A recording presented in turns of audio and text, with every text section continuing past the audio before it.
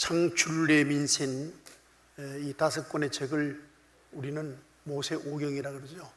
그 중에서 가장 핵심되는 것이 바로 레위기입니다. 왜 그런가 하면 하나님을 섬기는 구체적인 여러 가지 행동 규례를 다 적어 놓았기 때문이죠. 이스라엘 사람들은 지금도 5세까지, 오늘 나이가 벌써 많은데 연세가 얼마예요? 5세 이전에 그 레위기를 먼저 가르칩니다. 그래서 레위기를 가르쳐서 인생이 어떻게 사는가 하는 것을 이제 가르침으로 말미암아 그 인격 형성에 이제 큰 그 기초를 이루기 때문에 레위기를 먼저 가르칩니다. 그래서 오늘부터 이 레위기를 보시는데요, 아주 그 소중한 부분이 많은데, 첫 번째가 구속의 은총의 근거가 되는, 뿔이 되는 것이 바로 레위기입니다. 그래서 중요하다는 것입니다. 우선 우리가 하나님의 그 십계명을 보면 이게 하나님의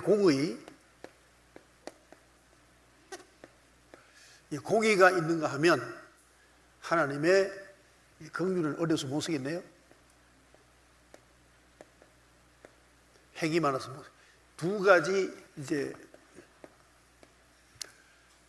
이 두 개 합해서 하나님의 그 구원의 역사인데, 공의의 법은 십계명과 그 십계명을 구체적으로 지키는 율법, 그다음에 긍휼은 범죄했을 때 다시 계약의 회복, 그리고 하나님의 자녀로 다시 이제 그 회중에 들어가는 그 길. 그래서 긍휼과 공의의 두 가지 법이 바로 이제 하나님의 법이라고 볼 수 있습니다. 그 중에서 이제 긍휼의 가장 중요한 핵심이 바로 제사입니다. 그래서 오늘 레위기서 1장 1절에서 17절까지 제사가 있는데, 제가 여러 가지 그 글로 써서 여러분이 들었습니다만은, 일단 제사는 죄를 범한 죄를 용서받기 위한 제사입니다. 그래서 먼저 회막으로 하나님께서 이 제사법을 말씀하시기 위해서 모세를 부르시고 번제 예물로는 가축 중 소나 양으로 바치라, 이렇게 명합니다.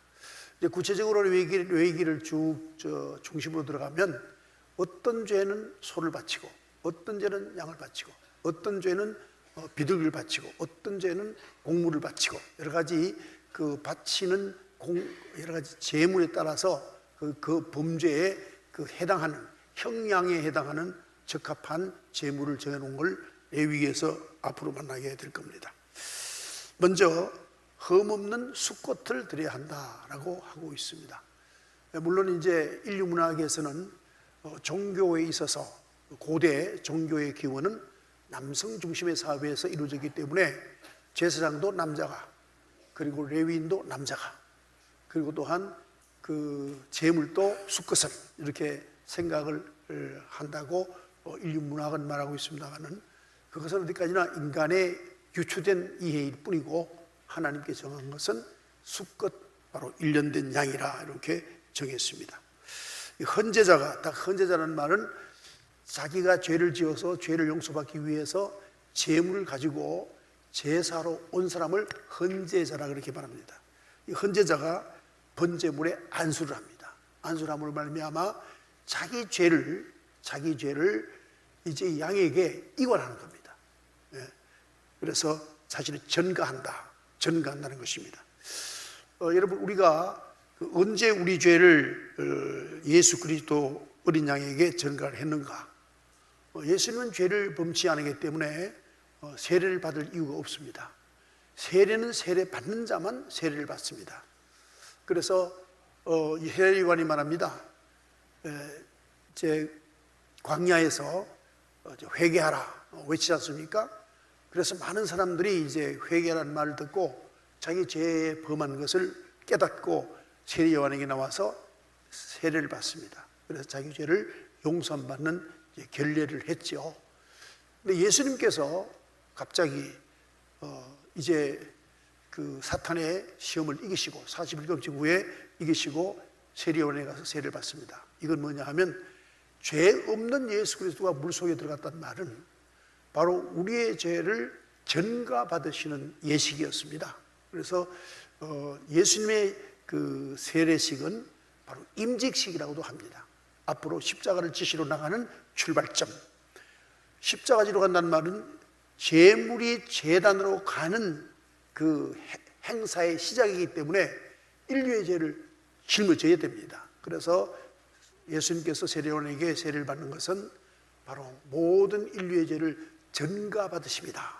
그래서 죄 없는 자가 세례받음으로 말미암아 죄를 짊어지시고 그리고 이제 십자가를 향하여 사역의 시작의 출발점으로 세례를 받은 것을 알게 됩니다.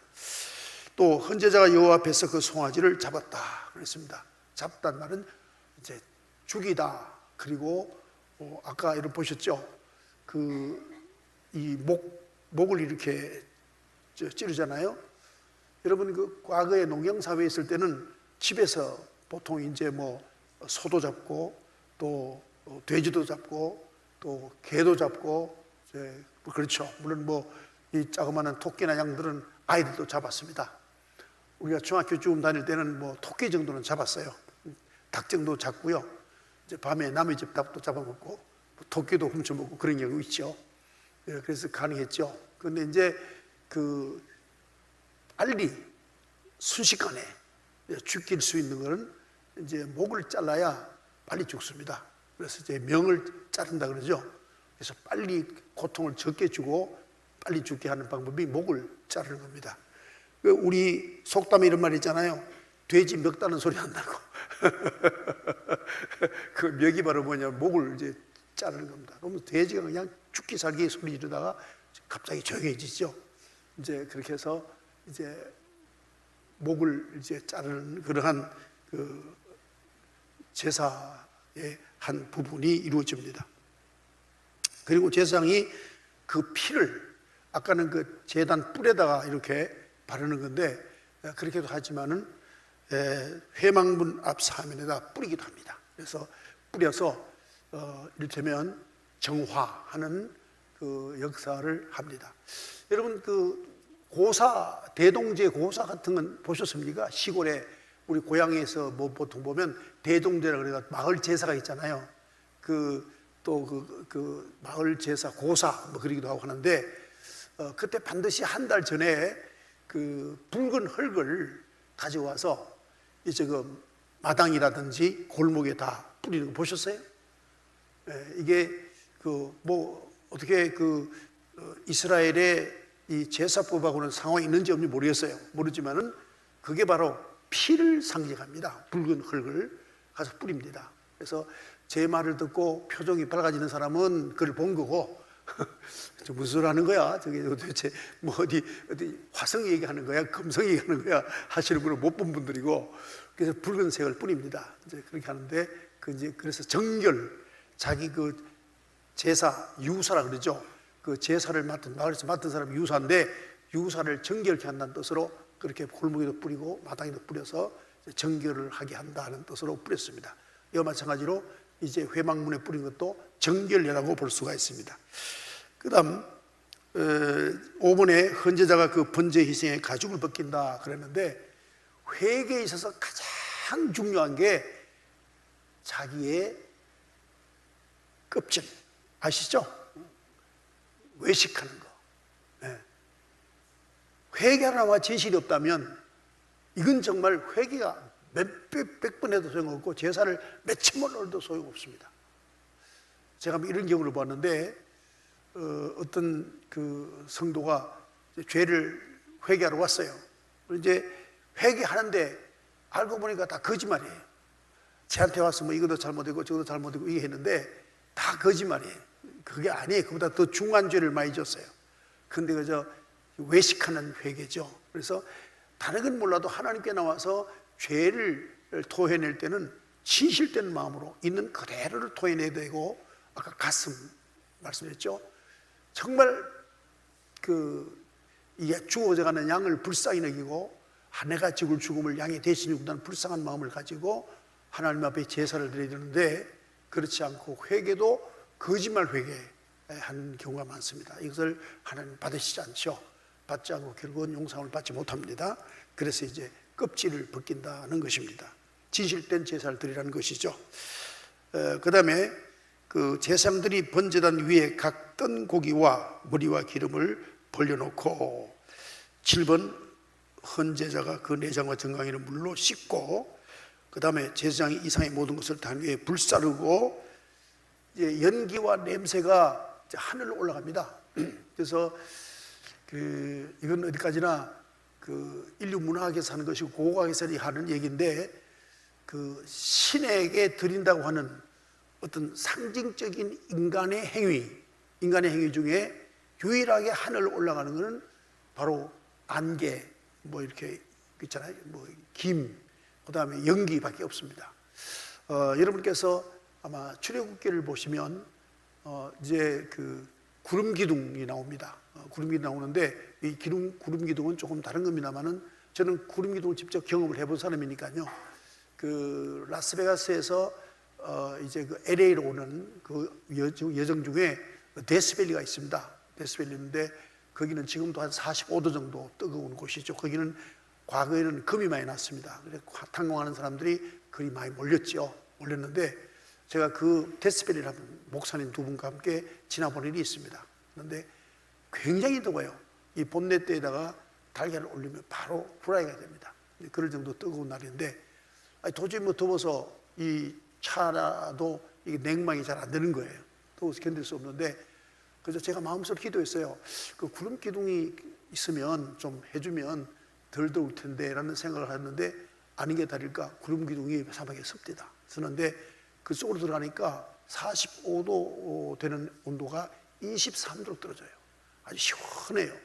그래서 거의 뭐 데스밸리를 지나갈 때까지 구름 기둥 아래에 있었다라고 볼 수 있는데요. 그걸 처음 가져와서 한때 저쪽 성전에 있을 때 다 사진 찍어 보여드렸습니다. 이런 걸 경험했다고 다 보여줘서 제가 말씀을 했고 간증을 했는데 어쨌든 하나님의 임재는 구름으로 이렇게 또 했고 그다음에 연기로 했고 두 가지가 상징입니다. 그래서 하나님께 태워서 올린다. 그 냄새를 하나님이 받으시고 제사를 받으신 걸로 그렇게 사람들은 이해를 했습니다. 그것도 하나님도 그걸 그렇게 가르쳐 주셨습니다. 다음에 흠없는 수컷을 드려야 한다 10절이 있는데 이 흠이라면 점이라든지 얼룩진 것들이라든지 이런 것들을 의미하죠. 그래서 하나님께 드리는 것은 아주 깨끗하고 정결해야 된다. 그리고 이제 맛것을 드려야 한다. 여러 가지 뭐 있습니다. 근데 나중에 그 구체적인 내용은 이제 구체적인 사항에서 말씀을 드리도록 하겠습니다. 그다음에 헌제자가 번제단 북편의 여호와 앞에서 제물을 잡는다 그랬습니다. 11장 상반절이 있는데 자기가 가져온 제물을 자기가 찔러 죽임으로 말미암아 자기 죽음을 지금 투사하는 거, 심리적으로 투사하는 거 아니겠어요? 이 제물을 죽이니까 그 아픔, 그 피 흘림, 그 발부둥 침, 뭐 아까 나는 소리는 안 났지만은 뭐 양 같은 거 그러면서 뭐 대단히 그 슬프게 울었겠죠. 그 울음소리 들으면서 내가 저렇게 이 양처럼 죽어야 될 것을 이 양이 대신 주는구나 하는 것을 자기가 그야말로 전적으로 느끼고 그리고 불쌍한 마음을 가짐으로 말미암아 이제 죄를 전가한 효력이 있게 되는 겁니다. 그래서 양을 직접 헌제자가 잡게 했던 것을 말씀하고 있습니다. 그리고 헌제자가 그 제물에 각을 뜨고 그 머리와 기름을 베어냅니다. 내장에 기름이 있잖아요. 그걸 베어내서 아까 말씀드린 머리와 내장은 던지면서 머리는 생각을 한 것도 죄다. 우리가 죄를 말할 때 보통 일반 사회에서 형사법이나 민사법이 말할 때는 행동하지 않으면 그건 죄가 아닙니다. 생각이 얼마나 나쁜 생각을 했든지 말하지 않고 행동 안 하면 그건 범죄가 아니거든요. 그런데 하나님께서는 생각만 해도 죄예요. 여러분 그 죄 회개해 보셨습니까? 내가 이런 생각을 했습니다. 저 죄인입니다.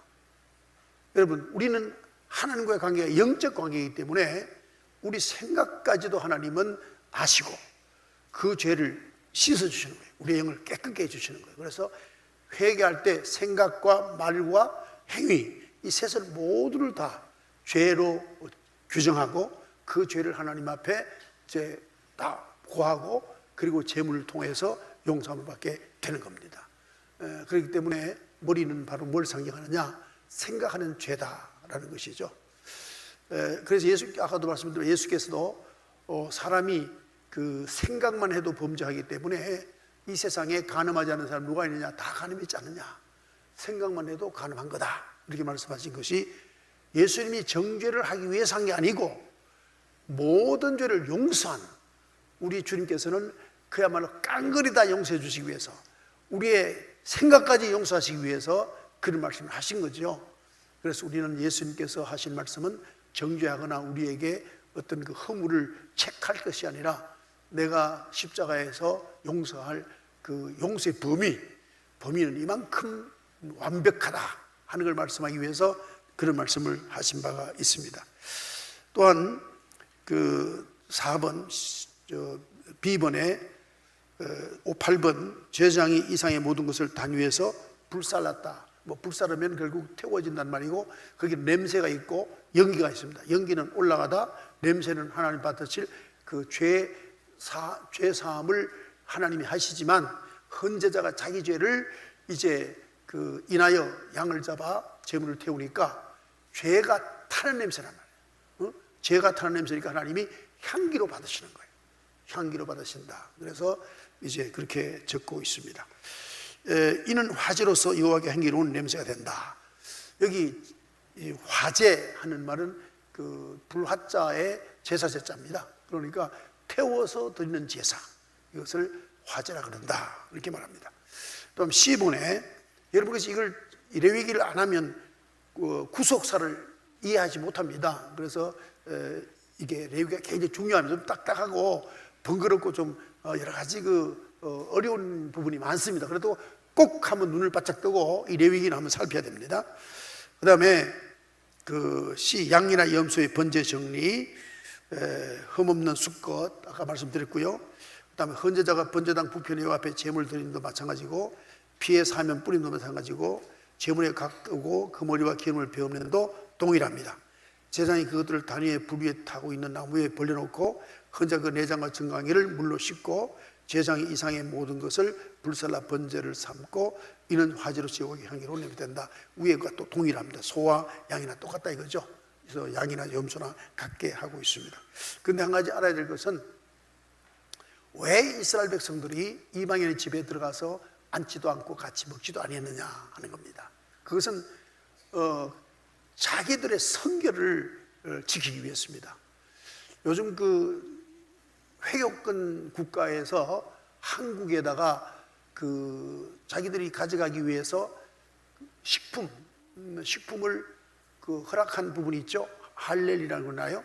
그 식품 돼지 피가 묻으면 안 돼요. 하여튼 복잡한 이 규정이 있습니다. 그 규정에 맞춰서 이 식물을 먹는 거죠. 음식을 생산해야 이제 그들이 수입해 가는데, 하여튼 이 죄를 짓지 않고 이루어지려고 하는 그것에 헌신을 다하는, 그게 몰두해져 있는 삶, 그런 사람들이어야 이 자리에 앉는 것도 죄다, 그 다음에 이방인과 먹는 것도 죄다라는 게 이제 그걸 신성한 자기들이 하나님 주신 축복으로 여기는 겁니다. 그래서 자리에 앉지도 말라, 이런 이 계명이 이제 세워진 것이죠. 그 다음에 집은 보면 그 다음에 넘어가서 새 번제 정리를 하겠습니다. 새, 조류, 새입니다. 산비둘기나 집비둘기 새 개를 드려야 한다. 그리고 제사장이 제물을 여기는 집비둘기나 산비둘기 그 새끼를 드리는 겁니다. 그리고 제사장이 제물을 단으로 가져가 그 머리를 비틀어 끊어 단위에 불살한다. 아까 똑같은 의미가 있죠. 그 다음에 또 그 피는 단 곁에 흩어 뿌린다로 되어 있고요. 제물과 먹통과 그 더러운 것들을 제하여 단동편 재버리는 곳에 던져 버린다로 되어 있고요. 또 새 양 날개를 잡고 새 몸통을 반쯤 찢어 단 위에 불살한다. 그러니까 갈라놓는 거 있지 않습니까? 갈라놓는다. 이게 여러분 그 언약이라는 거, 계약이라고 하는 거, 이것은 이제 두 가지 획기적인 그 요소가 있습니다. 하나는 그 새를 중간에 잘라서 가르면은, 여러분 뭐 제일 우리가 자주 보는 게 닭이죠. 닭을 중심에 잘라 보면 이제 갈비뼈가 양쪽으로 해체되고 이렇게 되잖아요. 이제 이것은 뭘 말하느냐면, 만약에 지키든지 지키지 않든지 그 말입니다. 반 자르는 말은 이 계약을 지키든지 지키지 않든지라고 하는 뜻이고요. 그 다음에 불사른다는 말은 지키지 않으면 죽인다고 말합니다. 그래서 여러분께서 이 중동 지역에 그 굉장히 그 우리와는 좀 다른 점이 있는데요. 그 큰 그 넓은 그 사막에 그들이 그 쓰고 있는 텐트라고는 참 열악합니다. 그리고 이제 부족들 함께 삽니다. 근데 부족 안에 그 여러 가지 풍습과 제사법과 또 생활 양식이 달라서 피자 갈등 관계가 많습니다. 싸웠다 그러면 뭐 생명을 걸고 싸웁니다. 그러다가 화해를 했을 경우에 이제 그 계약을 할 때 이제 비둘기를 잡아서 둘 갈라놓고 그 위를 왔다 갔다 합니다. 그런 것들이 이제 그 계약인데, 이 계약은 지키면 살고 지키지 않으면 죽습니다. 이런 그 계약 정신이 있기 때문에 바로 그때도 이제 그 비둘기나 이런 그 날짐승애를 둘을 갈라놓고 이제 그 서약을 하는 경우가, 계약을 하는 경우가 많습니다. 그다음에 이는 화제로서 여호와께 향기로운 냄새가 된다라고 말씀을 여기서 마치고요. 그럼 이거 신약 성경에 어떻게 적용하며 해석돼야 되는가 하는 것입니다. 이 회막이라고 하는 것이요, 지금 여러분께서 성경, 구약 성경 그냥 하나님 말씀이니까 뭐 이렇다라고 보면 됩니다만은, 신학을 하는 사람들에게는 회막과 성전에 굉장히 아주 대단한 이 갈등이 있습니다. 다윗이 하나님이여, 나는 지금 잘 지은 이 왕궁에 있는데 하나님을 어떻게 회막이 텐트거든요. 텐트가 모십니까? 텐트에 모신다면 야영하는 하나님이세요. 야영하는 하나님 아시겠어요? 예, 야영하는 하나님이에요. 그건 말도 안 됩니다. 내가 성전을 지어서 하나님을 잘 모시겠습니다. 그러니까 하나님께서 거절하시잖아요. 괜찮다, 그러지 마라, 앉아도 된다, 이렇게 말씀하시잖아요. 이 다윗의 신학과 솔로몬의 신학 사이에 굉장한 갈등이 있는데요. 그게 뭐냐 하면, 이 텐트라고 하는 것은, 회막이라고 하는 것은 역시 베두인들, 이를테면 목축하는 사람들은 양을 데리고 그 풀 있는 곳으로 계속 옮겨가지 않습니까? 옮겨가는데 하나님이 택한 백성들이 옮겨가는 곳마다 하나님이 함께 옮겨가시는 거예요. 그러니까 회막신학은 백성 중심의 성전이에요. 그래서 신약성경에 어디 왔느냐 하면, 이 회막의 신학이 바울에게 간 거예요. 바울에게 가서 내가 성전이다, 내 영 안에 성령이 계시기 때문이다. 이래서 바울은 회막신학을 완성한 사람이라고 볼 수 있습니다. 그래서 내가 가는 곳마다 하나님이 함께 동행하신다, 이것이 회막신학입니다. 그런데 솔로몬이 이제 다윗이 국토도 확장했고 국토를 확장했고 통일도 이루었고 이 왕권이 견고해졌습니다. 그러니까 솔로몬은 뭐냐면, 만들어진 이미 확정된 국토에서 이제 더욱 번영으로 나가지 않습니까? 번영으로 나가 보니까 결국은 이제 유목적 문화에서 농경적 문화로 바뀝니다. 뭔 말인지 아시죠? 그러니까 목축 생활하는 거는 뭐 광야 여기저기 풀 따라가지고 다니죠. 여러분께서 뭐 목동하니까 사실은 그 당시 직업 중에 가장 흔한 직업이기도 하고 가장 또 천시되는 직업이기도 했습니다. 목동 같은 경우는. 왜냐하면 장가를 못 갑니다. 왜 못 가느냐니, 뭐 정착에 살아야 뭐 가정을 이루죠. 그저 맨날 양만 따라다니고 양 꽁무니 따라다니고 그저 밤에는 양들 치르라고 또 거기 그저 바위터에 잠을 자고 이러는 사람들이기 때문에 결혼도 못, 가정도 못 이루어요. 이제 그렇게 살았거든요. 그러다가 솔로몬 시절부터 이제 국토도 확장되었고 여러 가지 이제 안정이 오니까 번영을 위해서 농경사회가 이제 시작이 되는 겁니다. 제대로 시작되는데, 이때 움직이지 않고 농경사회가 되니까 결국은 하나님도 움직이지 않고 농경사회에서의 그 템플, 성전이 필요했던 거예요. 그래서 성전이 건축이 된 겁니다. 그런데 성전 건축이 되면서 이제 세 가지 그 솔로몬으로서의 지혜죠. 세 가지 큰 왕권 행사의 장점이 있습니다. 뭐냐면 솔로몬이 건축을 했음으로 말미암아 영권, 모든 백성의 영권을 솔로몬이 쥐는 겁니다. 내가 성전을 지었다. 그러므로 말미암아 하나님을 솔로몬이 이제 모시고 있는 것 같은 그런 어떤 그 가견적인 효과를 정치적으로 노린 겁니다. 이제 두 번째는 뭐냐면 이 성전을 잘 침으로 말미암아 왕궁과 쌍벽을 이루어서, 여러분 보통 고대 국가나 뭐 현대는 뭐 그런 게 없습니다만은 뭐 이집트 문화라든지 모든 문화를 보면 고대에는 다 그 왕의 권위를 나타낼 때 건물 가지고 나타냅니다. 그래서 특히 바벨로니아 같은 나라의 유적들을 보면 어마어마하죠. 여러분 우리는 성경에서 바벨론 가면 뭐 하나님께 잠시 쓰였다 버려지는 그런 아니 그저 뭐 소모품 정도로 생각하지만은 실제는 세계 문화 중에 이 바벨론 문화라는 굉장히 큰 겁니다. 이집트도 마찬가지입니다. 4대 문명의 발원지가 이집트 아닙니까? 이집트의 나일강 문명 아시죠? 예, 그저 그 이집트의 그 건축이라는 건 대단합니다. 뭐 르네상스 시대에 대한 얘기를 많이 하고 있고 뭐 헬라 문화가 어쩌고저쩌고 그러는데, 실상은 그 모든 파라오의 신전인 모든 로마의 그 유적들이 알고 보면 이집트에서 배워온 것이라고 보는 거죠. 이럴 정도로 이집트가 그 건축 양식과 건축이 굉장히 발달됐습니다. 그래서 피라미드 같은 경우는 아직도 사람들이 그 원인을 알지 못하잖아요.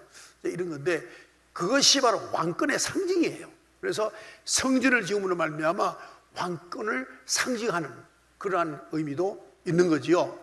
그 다음에 세 번째는 뭐냐면 성전 건축을 함으로 말미암아 성전의 모든 백성이 1년에 3번 이상 뭐 6월절, 그 다음에 이제 초막절, 그리고 또 이제 그 오순절, 그 다 백성이 옵니다. 와서 다 와서 자기 몸을 하나님께 보이고 하나님께 자기 존재를 하나님께 다 알리고 하는 그런 행사를 통해서 백성들에 대한 통치의 어떤 근거를 삼는 거죠.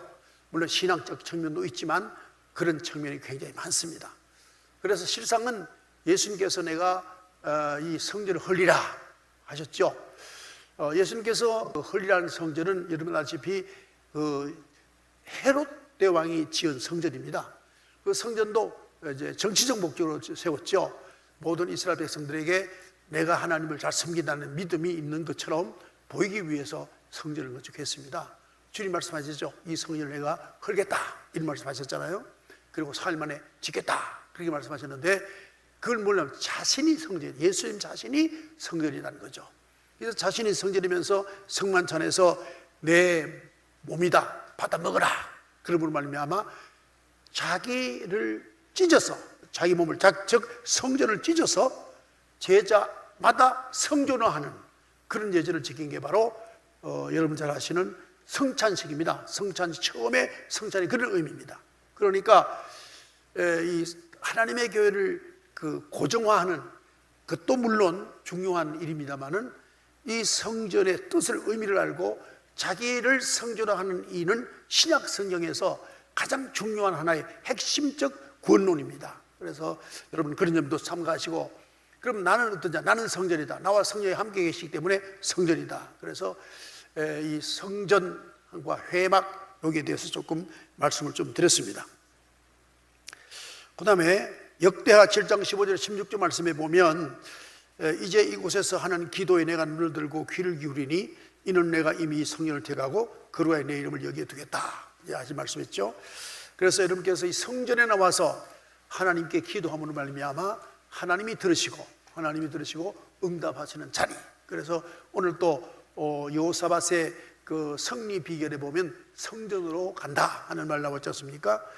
여러분 모든 문제를 하나님께 나와서 알아야 됩니다. 하나님께 나와서 알아야 되고, 제가 목회를 오래 하지 않았지만은 그래도 한 40년 목회를 하면서 주변에 있는 목사님들이나 여러 교회들을 보면 이 목사님들이 교회 문제만 생기면 기도원을 가요.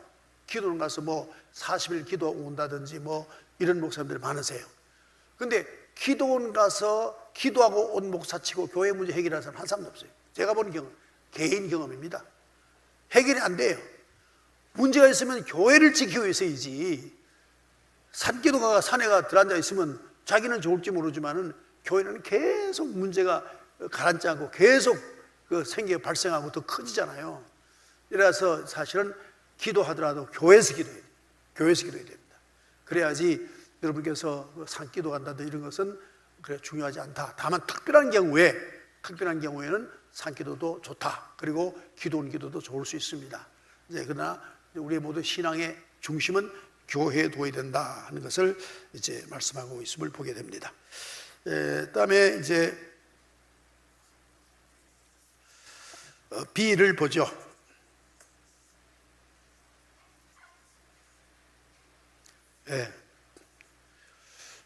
G.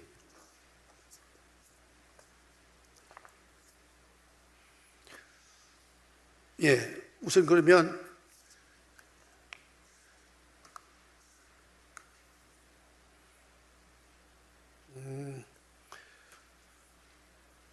빠졌네요.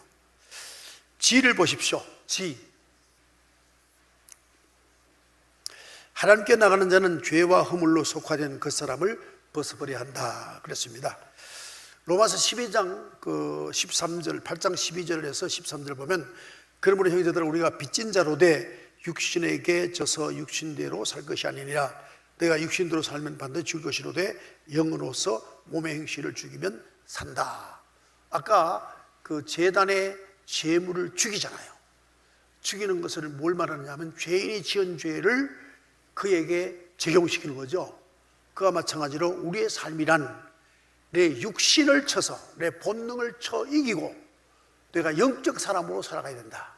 이것이 그리스도인의 삶이다. 이것이 바로 12장 로마서 12장 1절 말씀에 보면 이것이 산제사다. 우리의 삶이 제사화되어야 된다. 우리의 삶이, 그러니까 여러분 그리스도인이란 산다는 자체가 하나님과 나와의 관계로 살아가는 겁니다. 이를테면 지금 소년부인가요? 소년부 어린아이가 지금 앞에 와서 오늘 앉아있어 굉장히 마음이 기쁜데요. 자, 이리 보세요. 누굴 닮았나? 누구 집 자녀인가? 지금 앉아있잖아요. 앉아있는데 지금 이 귀한 하나님의 아들이 앉아있는데 이 아들이 지금 하나님께 나왔어. 하나님께 나왔다고 생각한다면 하나님께 나온 자녀고요. 그냥 아버지가 앞에 앉아라 그래서 왔다면 아버지와의 관계예요. 그렇죠? 아버지가 앞에 앉아라 그랬어요? 본인이 왔죠? 그럼 왜 왔어요? 왜 왔어요? 왜 앞에 왔어요? 왜 앞에 나왔냐고? 왜 그 자리에 앉았냐고? 좀 부끄러워서 말을 못하는데, 내가 말하는 것도, 내가 지금 현재 강장님이 무슨 말을 합니다? 강장님께 말하는 것은 현상이고 본질은 누구에게 말한다? 하나님께 말하는 거예요. 우리의 삶이란, 내가 이제 우리 집사람과 결혼했어요. 결혼했지만 하나님께 사랑을 하는 거예요. 우리는 이 관계를 알고 살아야 합니다. 자, 내가 장사를 합니다. 내가 장사를 하는데 내가 고객에게 물건을 팔아요. 현상적으로는 고객에게 물건을 팔지만 하나님께 파는 거예요. 그러니까 속일 수 있어요? 하나님께 내가 물건을 파는데 속일 수 있어요? 속일 수 없죠. 우리 크리스찬의 행위는 모든 행위가 다 하나님과의 관계예요. 그렇기 때문에 산제사가 되는 거예요. 산제사. 우리의 삶이 하나님께 제사가 되고 예배가 되는 거예요. 그래서 12장 1절 말씀에 사람들이 자꾸만 오해를 하는데, 이 산제사를 드리라 하는 말은 삶이고요, 영적 예배라는 말이 있잖아요.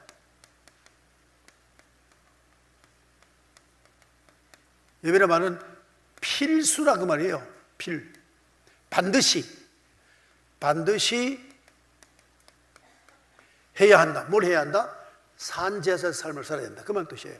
뭐 영적 예배라니까 이 산제사를 어떻게 영적 예배로 이렇게 이끌어 가려고 그러는데, 이게 본문에 보면 필수적으로 반드시 행해야 할 예배 행위다. 그거 뭐냐? 산제사다, 그런 뜻이에요. 그래서 우리가 항상 우리가 살아가는 삶이라는 것은 하나님과의 관계 속에서 하는 것이지, 우리가 사람과 그리고 뭐 물질과 이런 것들의 관계는 아닌 게 아니라 현상이고 본질은 그렇다는 거죠. 그다음 갈라디아서 5장 24절, 그리스도 예수의 사람들은 육체와 함께 그 정욕 탐심을 십자가에 못 박았느니라 그랬습니다. 제가 지난 화요일 날 군산을 갔습니다. 군산에는 우리 그 신학대학 입학 동기들이 이제 만남이 있어서 갔는데, 그쪽 그 교단은 이제 기독교 장로교회죠. 그 교단은요, 참 교회 숫자도 많지 않습니다. 1350개인가 작은 군소교단으로 지금 유지하고 지금 지내고 있습니다. 그러면서 또 특별한 그 목회를 하다 보니까 이 목사님들이 생활이 너무나 힘들어요. 굉장히 힘듭니다. 뭐 심지어는 은퇴를 하고 뭐 들어가 살 집이 없어서 뭐 거의 그야말로 참 오두막집 아니면은 뭐 무가 판자촌 같은 데 살아요. 그래서 이제 만나서 뭐 이런저런 얘기하면서 이렇게 그 목회를, 자기들은 24살에 안수받고 목회를 해왔으니까 저보다는 5년 차이 나거든요. 근데 거의 뭐 45년 목회를 했는데 마지막에는 움막 같은 집에 살고 있어요. 생활비를 한 달에 한 90만 원 정도 생활비를 쓰고 살아가고 있어요. 그래서 이렇게 어렵게 사는 게 어떠냐, 좀 마음에 좀 섭섭함이 없느냐라고 얘기했더니 거의 뭐 나한테 거짓말 하는 참 하는지 모르지만 뭐 친구 간에 거짓말 하겠어요? 오히려 이렇게 가난하게 사니까 세상 것에 대한 걸 모두 포기를 해버렸대요. 뭐 하다못해 뭐 오단벌도 해볼 생각도 못하고 뭐 하다못해 맛있는 뭐 어디 뭐 요리도 사먹을 생각도 못하고 겨우 이제 초근 목표하는 생활을 하니까 세상 것 다 버리고 뭐 욕심도 다 버리고 어떻게 보면 이게 바로 천국이 아닌가, 이런 말을 하더라고요. 그래서 우리가 그리스도인들이 너무 자꾸만 물질적으로 잘 살고 그다음에 육체적으로 어떤 편하고 뭐 이런 소유적으로 많고 환경이 좋아지고 이런 것으로 축복 개념을 볼 게 아니라 하나님과 나 사이가 얼마나 친근해질 수 있느냐, 이게 참 중요하거든요.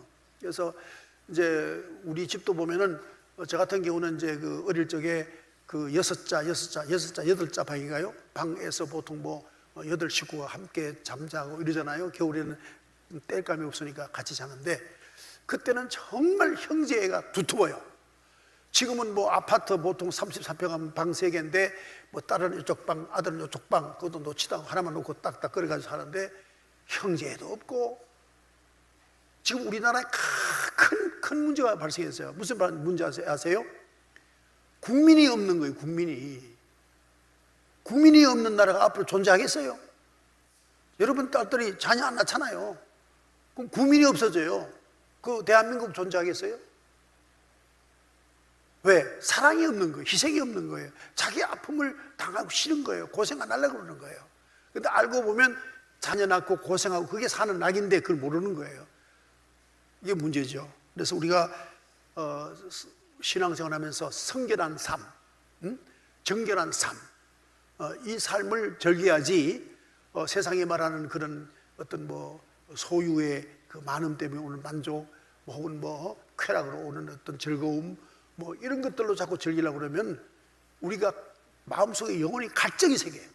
갈증이 생겨서 해도 또 해야 되고, 해도 더 해야 되고, 더 해야 되고, 마치 마약 맞듯이 자본주의에 주는 가치 속에 자본주의가 주는 자극을 계속 우리는 받으면서 그것으로 삶의 행복인 줄 알고 착각하고 사는 거예요. 그래서 우리가 사는 것은 정욕과 탐심을 버리고 우리가 정결하게 사는데 우리의 삶의 중심을 둬야 된다는 거죠. 그리고 이제 H는 그저 뭐 여러분께 그래서 적어놨으니까 참고를 하시고요. 그리고 오늘 시간이 다 되기 때문에 일을 마치는데요. 아무튼 집에 가셔서 시간 나는 대로 여러분께서 한번 쭉 신약 성경의 적용, 그리고 해석 한번 쭉 읽어보시면서 위에 그 번제사와 함께 관계를 지어서 한번 쭉 꼭 읽어보시기 바랍니다. 그러면 여러분께서 아마 이해가 더욱 좋을 줄로 생각합니다.